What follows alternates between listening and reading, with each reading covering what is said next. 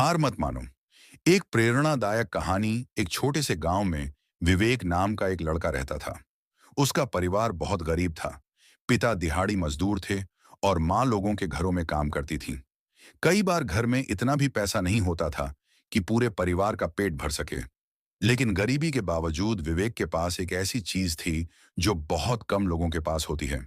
एक बड़ा सपना। वह हमेशा सोचता था, एक दिन मैं अपने माता पिता की जिंदगी बदल दूंगा। जब भी वह अपने सपनों की बात करता, लोग उसका मजाक उड़ाते। कोई कहता, गरीब लोग सिर्फ सपने देखते हैं, पूरे नहीं करते। कोई कहता, तुम्हारी किस्मत में मेहनत लिखी है, सफलता नहीं। ये बातें उसके दिल को चोट पहुंचाती थीं, लेकिन उसने कभी हार नहीं मानी।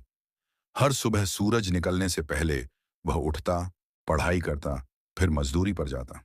शाम को थका हुआ लौटने के बाद भी देर रात तक अपने लक्ष्य के लिए मेहनत करता। समय बीतता गया। उसने कई परीक्षाएं दी, लेकिन हर बार असफलता मिली। कई बार इंटरव्यू में रिजेक्ट हुआ। दोस्त आगे निकल गए। रिश्तेदारों ने भी कहना शुरू कर दिया, अब छोड़ दो, तुमसे नहीं होगा। एक रात वह टूट गया। उसे लगा कि शायद दुनिया सही कहती है। शायद उसकी मेहनत कभी रंग नहीं लाएगी। उसी समय उसकी माँ उसके पास आई। उन्होंने कहा, बेटा, पेड़ बनने से पहले बीज को मिट्टी के अंदर अंधेरे में रहना पड़ता है। अगर बीज हार मान ले तो वह कभी पेड़ नहीं बन सकता। माँ की यह बात उसके दिल में उतर गई। अगले दिन उसने फिर से शुरुआत की। इस बार उसने शिकायत करना छोड़ दिया। उसने अपनी हर असफलता से सीख ली। जहां गलती हुई उसे सुधारा। जहां लोग हंसे वहां उसने और मेहनत की। महीने बीत गए।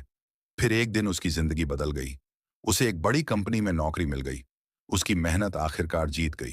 पहली सैलरी मिलने के बाद वह सीधे घर पहुंचा। उसने अपनी माँ के हाथ में पैसे रखे। माँ की आंखों में आंसू आ गए। पिता ने उसे गले लगाकर कहा, आज हमारी गरीबी नहीं, तुम्हारी मेहनत जीत गई। उस दिन विवेक ने महसूस किया कि सफलता अचानक नहीं मिलती। वह हर दिन की छोटी छोटी मेहनत का परिणाम होती है। कुछ साल बाद उसने अपने गांव में एक स्कूल बनवाया, ताकि कोई भी बच्चा गरीबी की वजह से अपने सपनों को न छोड़े। वही लोग जो कभी उसका मजाक उड़ाते थे, आज अपने बच्चों से कहते थे, अगर जिंदगी में सफल होना है तो विवेक जैसा बनो। याद रखिए, अगर आज आपकी मेहनत का परिणाम नहीं दिख रहा तो निराश मत होइए। हो सकता है भगवान आपकी नींव मजबूत बना रहे हों। रास्ता चाहे कितना